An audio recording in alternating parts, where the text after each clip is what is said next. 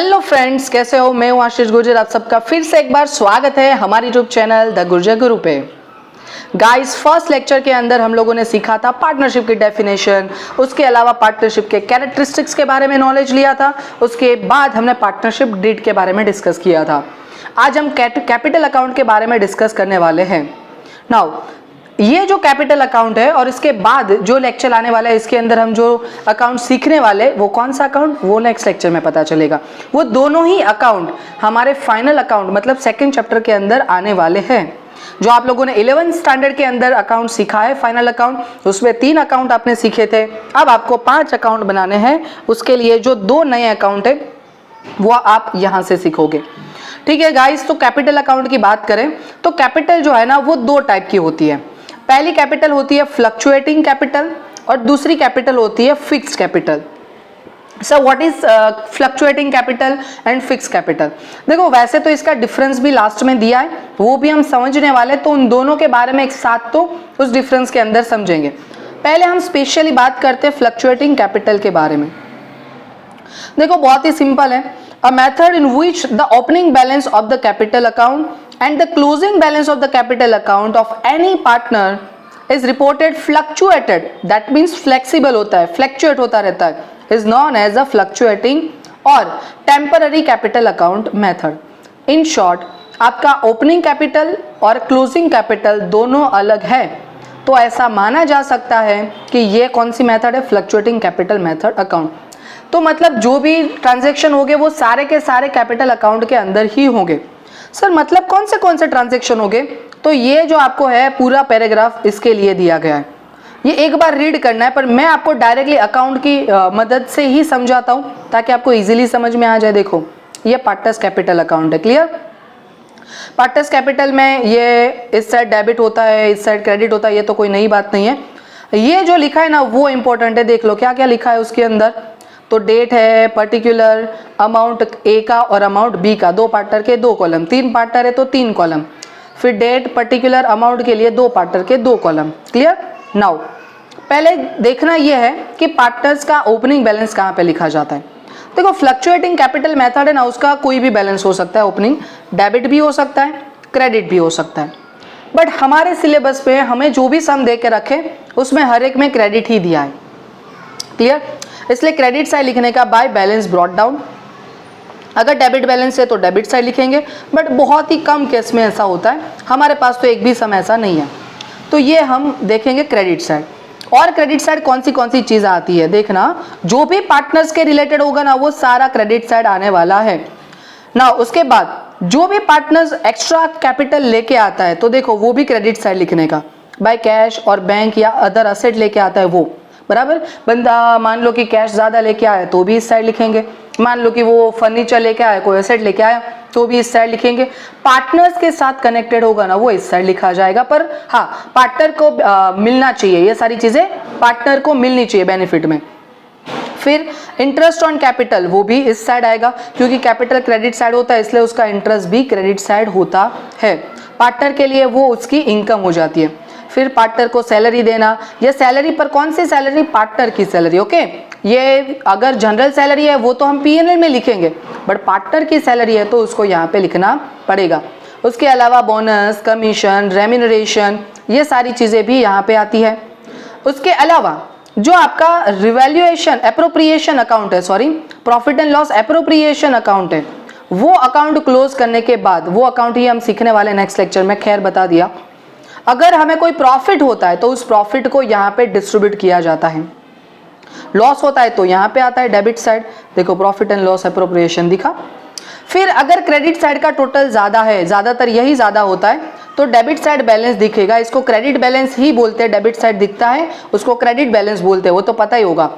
और वहाँ पे क्या लिखेंगे, टू बैलेंस कैरिड डाउन। और अगर डेबिट साइड का टोटल ज़्यादा है, जो बहुत ही कम होने वाला है, तो यहाँ पे देखो लिखा बाय बैलेंस कैरिड डाउन, ये डेबिट बैलेंस हो जाता है। जो बहुत ही कम होता है, नहीं ही होगा हमारे सिलेबस में, तो क्लियर।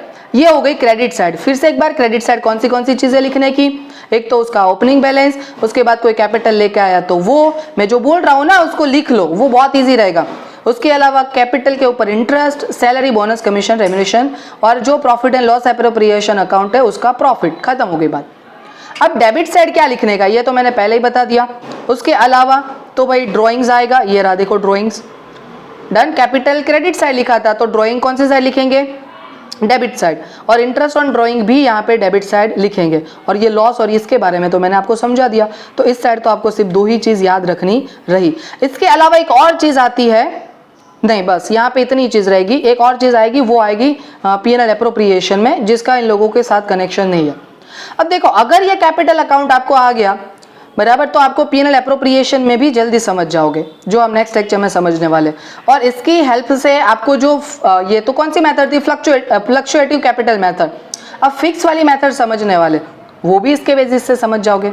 देखते जरा आगे, देखो फिक्स कैपिटल अकाउंट मेथड, इसमें क्या होता है, a method of partners capital under which no change is reported in opening balance and closing balance। कुछ समझ में आया कि आपका पार्टनर्स कैपिटल अकाउंट का ओपनिंग बैलेंस और क्लोजिंग बैलेंस दोनों ही सेम है, मतलब ऊपर जो भी ट्रांजैक्शन मैंने आपको बताए थे ना, वो ट्रांजैक्शन नहीं आएंगे। तो अब सर बाकी के ट्रांजैक्शन रिकॉर्ड करने के लिए क्या करें हम, तो देखो बाकी के ट्रांजैक्शन के लिए यहाँ पे सारे ट्रांजैक्शन रिकॉर्ड करने के लिए हमें दो अकाउंट बनाने पड़ते हैं, एक होता है पार्टनर्स कैपिटल अकाउंट, दूसरा होता है पार्टनर्स करंट अकाउंट। क्लियर। अब सर इसके अंदर क्या होता है, देखो बहुत ही सिंपल है। कैपिटल अकाउंट के अंदर एक तो बैलेंस लिखने का, ओपनिंग, हाँ एक और चीज बता दूं, मैंने जब ऊपर वाली मेथड समझाई तब मैंने आपको क्या बताया था, यहाँ पे ऑलवेज क्रेडिट ही होगा, पर वहां पे क्या होता था, डेबिट या क्रेडिट कोई भी बैलेंस हो सकता है, बट यहाँ पे ऑलवेज क्रेडिट बैलेंस होगा, क्योंकि यहाँ पे कोई फ्लक्चुएशन आता नहीं है। ठीक है।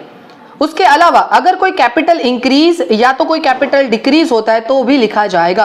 कोई कैपिटल लेके आया तो क्रेडिट साइड, अगर कोई कैपिटल लेके गया तो डेबिट साइड, ऐसा हुआ तो, बट ये कोई कैपिटल लेके तो नहीं जाता है, लेके आते जरूर है, तो ये क्रेडिट साइड लिखने का, और कोई चीज लिखी नहीं जाएगी, और बैलेंस कैरी डाउन लिख देने का अकाउंट क्लोज करके, वो ऑलवेज यहाँ पे ही आएगा। क्लियर। तो उसके अलावा हमें एक और अकाउंट बनाना पड़ेगा, जब फिक्स मेथड होती है तो पार्टनर्स करंट अकाउंट बनाना पड़ता है। तो सर इसके अंदर क्या होता है, तो जो चीज आपने पार्टनर्स कैपिटल फ्लक्चुएटिंग मेथड के अंदर, मतलब पहली मेथड के अंदर लिखी थी, वो सारी की सारी यहाँ पे देखो। पहले क्या लिखा, credit side balance brought down, ये ओपनिंग क्रेडिट बैलेंस होता है करंट अकाउंट का यहाँ, और यहाँ पे ये जो करंट अकाउंट है उसका बैलेंस होता है। डेबिट बैलेंस भी हो सकता है, ये डेबिट और क्रेडिट कोई भी हो सकता है, उसमें ऐसा नहीं हो सकता है कि ये दोनों का क्रेडिट होगा दोनों का डेबिट, ऐसा भी हो सकता है एक का डेबिट एक का क्रेडिट है, कुछ भी हो सकता है। अब क्रेडिट साइड देखो, interest on capital, interest on credit balance of current account, ये चीज ऐड हुई, यहाँ पे करंट अकाउंट है तो उसका इंटरेस्ट भी यहाँ पे लगेगा।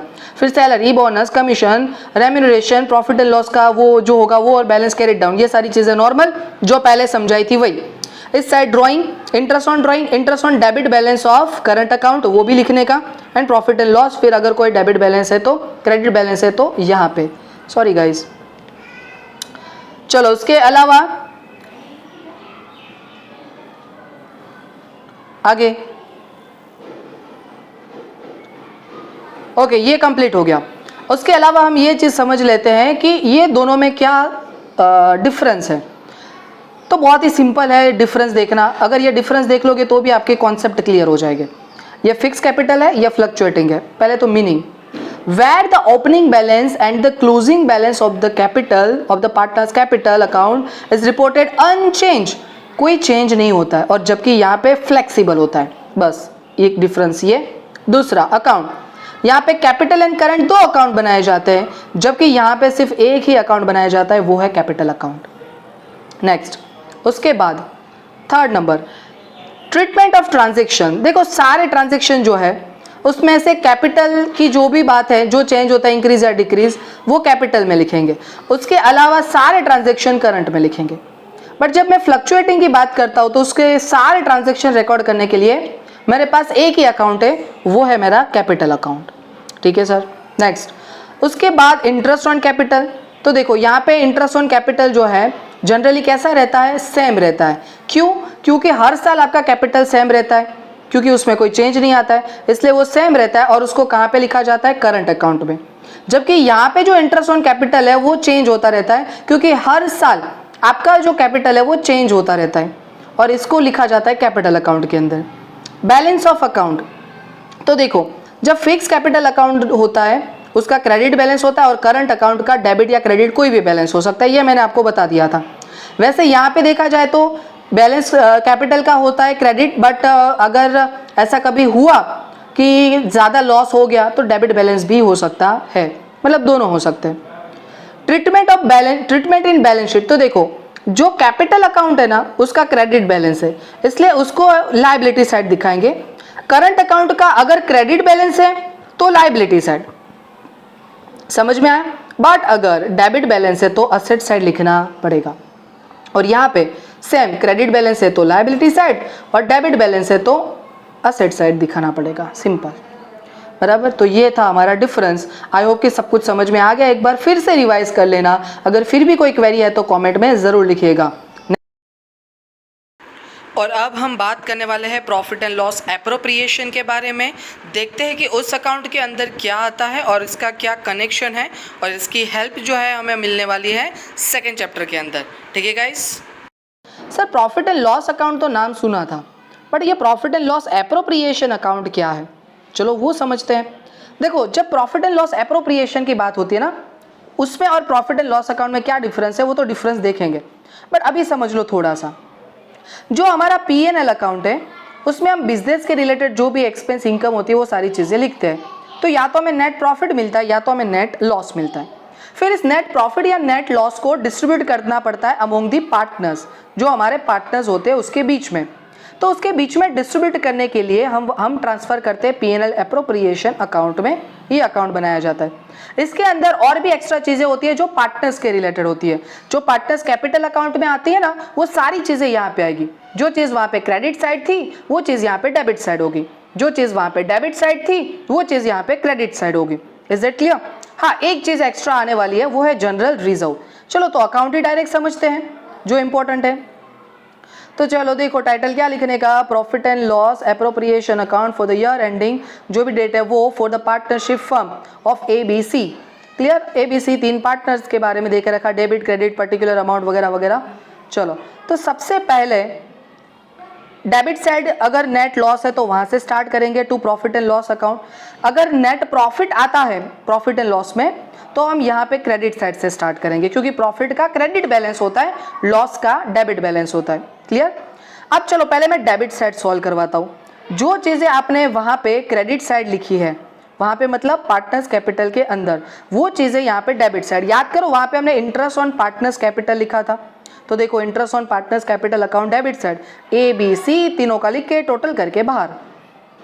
Interest on credit balance of current account, ये भी हमने लिखा था क्रेडिट साइड, तो यहाँ पे डेबिट साइड आ गया। पार्टनर को सैलरी, बोनस, कमीशन, रेम्यूनरेशन, वो भी क्रेडिट साइड लिखा था, वो यहाँ पे आ गया डेबिट साइड। एक चीज़ एक्स्ट्रा आएगी वो है जनरल रिजर्व में अगर कोई चीज़ ट्रांसफर की जाती है तो वो। फिर अगर क्रेडिट साइड का टोटल ज़्यादा है तो डेबिट साइड बैलेंस दिखेगा, वो पार्टनर्स कैपिटल में ट्रांसफर करने का, इसको बोलते हैं डिविजिबल प्रॉफिट। और A और B और C के बीच में उसका जो भी रेशियो होगा वो रेशियो में डिस्ट्रीब्यूट किया जाएगा और लिख दिया जाएगा बाहर जो भी बैलेंस आता है वो। सिंपल। अब सर क्रेडिट साइड क्या रहता है? तो क्रेडिट साइड पहले तो मैंने बता दिया, प्रॉफिट है तो वो, फिर ड्राइंग के ऊपर अगर इंटरेस्ट है तो वो आएगा, फिर interest on debit balance of current account आएगा, और फिर डेबिट साइड का अगर टोटल ज़्यादा है तो क्रेडिट साइड माइनस करके डिविजिबल लॉस आपको मिलेगा, वो आप यहाँ पे लिखोगे। क्लियर? इतनी चीज़ें आएगी। नेक्स्ट, तो ये हो गया हमारा profit and loss appropriation account. एक बार फिर से रिवाइज कर लेना, अगर नहीं समझ में आया कोई पॉइंट तो मुझे पूछ लेना। अब देखते हैं कि भाई sir profit and loss account और profit and loss appropriation account में क्या डिफरेंस है। चलो ज़रा देख लेते हैं। पहले ये साइड है प्रॉफिट एंड लॉस और ये साइड है profit and loss appropriation account. क्योंकि आप लोगों ने 11th स्टैंडर्ड के अंदर प्रॉफिट एंड लॉस अकाउंट देखा होगा सीखा होगा, इसलिए आपको उसके बारे में तो थोड़ा बहुत पता होगा। चलो मीनिंग से स्टार्ट करते हैं। Meaning, after the preparation of the trading account, yes, the account which is prepare to know the net profit और net loss of the business is known as a profit and loss account. Trading account बनने के बाद एक account बनाया जाता है जिससे हमें नेट प्रॉफिट या नेट लॉस जानना है, उस अकाउंट को बोला जाता है profit and loss account. And after the preparation of profit and loss account, मतलब ये अकाउंट बनेगा उसके बाद बनाएंगे, which is prepared to distribute the profit or loss, जो अकाउंट प्रॉफिट एंड लॉस को डिस्ट्रीब्यूट करने के लिए among the partners बनाया जाता है, उसको बोला जाता है profit and loss appropriation account. ये तो खैर मैंने पहले ही बता दिया है। ये तो वन काइंड ऑफ रिवीजन हो जाता है हमारा। Next, prepaid by all the business entities prepaid profit and loss account. But जब हम प्रॉफिट एंड लॉस एप्रोप्रिएशन की बात करते हैं तो ये ज़्यादातर पार्टनरशिप फर्म ही प्रिपेयर करती है, क्योंकि वहाँ ही पार्टनर्स होते हैं और किसी जगह पे पार्टनर्स होते नहीं है। Third, opening entry of accounts. चलो, तो ग्रॉस प्रॉफिट और ग्रॉस लॉस से हम इस अकाउंट को स्टार्ट करते हैं और क्लोजिंग में क्या होता है, नेट प्रॉफिट या नेट लॉस। यहाँ पे स्टार्ट करते हैं नेट प्रॉफिट या नेट लॉस से और क्लोजिंग में क्या मिलता है, डिविजिबल प्रॉफिट या डिविजिबल लॉस मिलता है। चलो वही चीज़ यहाँ पे देखो, डेबिट साइड और credit side. All the debit side of the account expenses other than purchase are recorded. मतलब जो ट्रेडिंग के अंदर नहीं आते वो सारे के सारे, जैसे कि एडमिन एक्सपेंस है, सेल एक्सपेंस है, फाइनेंशियल एक्सपेंस है, depreciation, interest on loan of partner, commission of manager, provisions, ये सारी चीज़ें यहाँ पे रिकॉर्ड होती है। कौन सी चीज़ें, वो 11th स्टैंडर्ड में भी आपके पास फॉर्मेट था, 12th स्टैंडर्ड में भी फॉर्मेट है, एक बार ज़रूर देख लीजिएगा।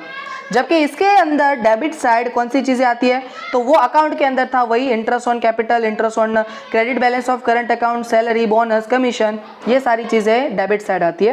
क्रेडिट साइड सारी इनकम आती है। इसमें हम कौन सी चीज़ें लिखते हैं, क्रेडिट साइड, तो क्रेडिट साइड ड्राइंग होता है, इंटरेस्ट ऑन ड्राइंग होता है, उसके अलावा डेबिट बैलेंस का ड्राइंग इंटरेस्ट होता है, वो सारी चीज़ें। क्लियर।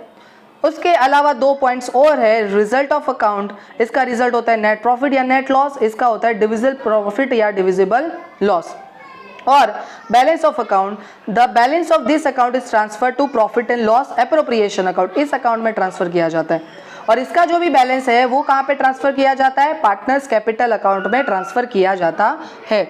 आई होप कि ये सारी चीज़ें क्लियर हो गई है। अगर फिर भी कोई क्वेरी है तो आप लोग मुझे कमेंट कर सकते हो। नेक्स्ट लेक्चर से हम प्रैक्टिकल सम स्टार्ट करने वाले हैं। और ये जो हमने सीखे account, partners capital account and P&L appropriation, उसके मैं इलस्ट्रेशन आपको करवा दूंगा, प्रैक्टिकल सम नहीं करवाऊंगा क्योंकि इतना टाइम नहीं रहता है मेरे पास। हाँ, ऑनलाइन लेक्चर के अंदर मैं ज़रूर आपको करवा दूंगा। ठीक है गाइज, तो यहाँ तक रखते हैं। अगर कोई क्वेरी है तो मैसेज ज़रूर कीजिएगा। Thank you so much.